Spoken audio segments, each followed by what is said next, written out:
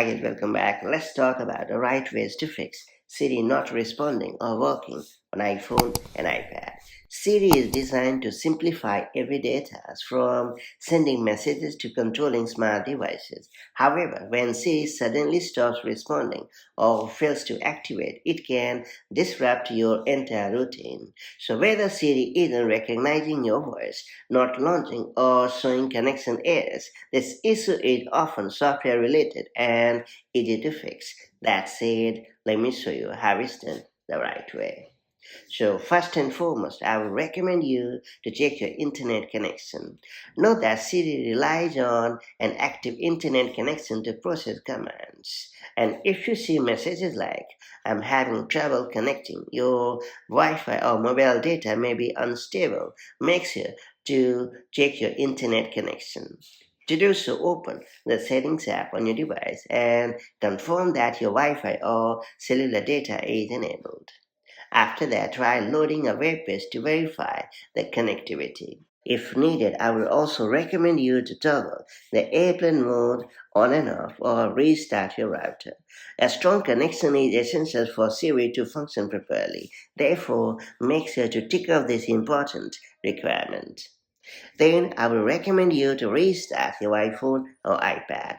Minor system glitches can interfere with Siri's performance. Restarting your device refreshes background processes and even clears the temporary bugs. To do so, press and hold the power button and the volume button at once. And then you have to slide to power off your device. After that, wait for a few seconds and then turn it back on. After rebooting, test Siri again to check whether or not it has come back on track. Then I will recommend you to check your microphone and dictation settings. If Siri activates but cannot hear you, the microphone may be blocked or restricted. So remove any case or debris that could be covering the microphone area.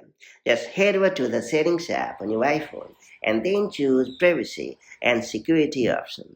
After that, select Microphone and ensure that Siri has the required permission to function without any limitation at all. You can also test your mic using the Voice Memos app to confirm it's working correctly. Next up, I will recommend you to update the software on your device. Note that running outdated software can cause Siri to malfunction. Fortunately, Apple frequently releases updates to fix bugs and improve system stability. So, navigate to the Settings app on your iPhone or iPad. After that, choose General. Then you have to select Software Update and install the latest available version. Updating your device can resolve compatibility issues and restore Siri's performance. Therefore, make sure to check out this essential requirement as well. And finally, I would recommend you to reset Siri on your device. It's worth pointing out that if Siri still isn't responding, resetting system settings can resolve deeper configuration issues. This method does not erase your personal data like photos or apps, but it will reset Wi-Fi passwords, display settings, and preferences. So make sure to keep this important thing in your mind. Navigate to the Settings app on your device and then choose General.